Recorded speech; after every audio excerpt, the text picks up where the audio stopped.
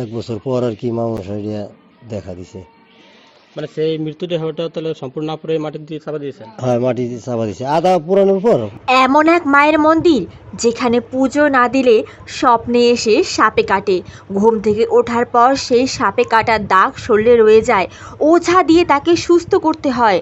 এমনকি যদি একবার মনসা মঙ্গল গান না দেওয়া হয়, পরবর্তীতে মা স্বপ্নে দেখান। অর্থাৎ সব সময় এই মন্দিরে পূজা অর্চনা এবং মায়ের পূজা চালিয়ে যেতে হয়, না হলেই মা রুষ্ট হয়ে যান। এমনই জাগ্রত এই মন্দিরের মা। এই বাড়িতে আগে অনেক মানুষকে সাপে কেটেছিল। পরবর্তীতে যখন এই মায়ের মন্দির প্রতিষ্ঠা হয়, তারপরে সবাই এই সাপের উপদ্রব থেকে রক্ষা পায়। চলুন জেনে নেই কি হয়েছিল আসলে। বাচ্চারা সাপে কাটছে 15 থেকে 16 বছর আগে হবে। তাই কবিরাজ দেখানো হয়েছে।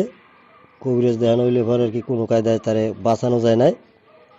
অনেক মুরব্বীরা বলছে যে মাটি দেওয়া লাগবে না, আরে আগুন দিয়ে পোড়াইতে হবে।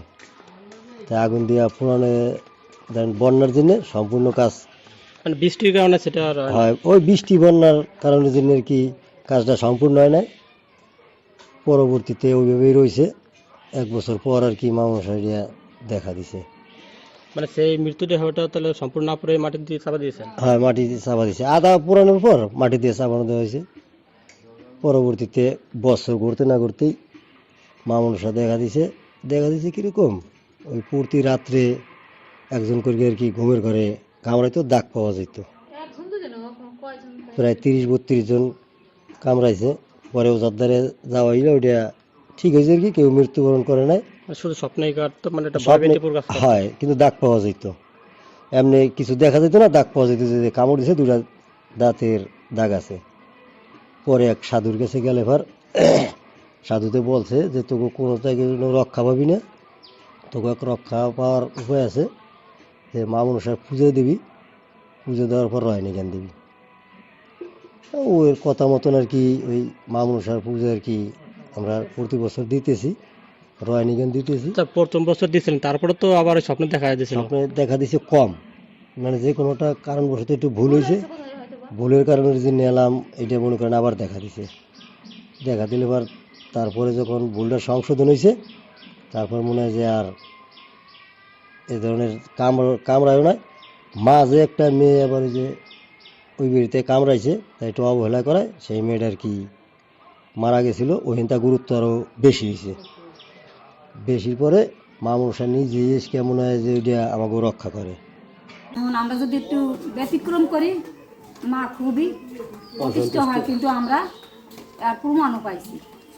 যেমন বলছি কি আমরা আর পুজো করবো না, তখন আমরা আর ঘুমাইতে পারিনি। এটা কদিনের কাহিনী? এই গতবারের কাহিনী। তখন মা যেভাবে হোক আমাকে দেখা দিয়েছে।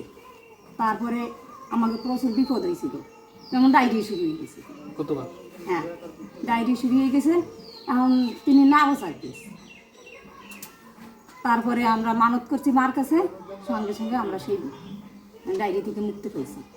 কীভাবে মুক্তি পাবো, তখন ওই বাড়ি নান গান করছিল, আর ওই মনুষারে গোড়াইয়া ওই জায়গা পুজো করছে, আর সবাইকে বসাইয়া আমরা সবাই পাও ধোয়াইছিলাম। সেখান থেকে আমরা আস্তে আস্তে মুক্তি পেয়েছি। কিন্তু ওই গান দেওয়ার পরে আর ওই মনসা পুজো আমরা প্রতি বছর করি।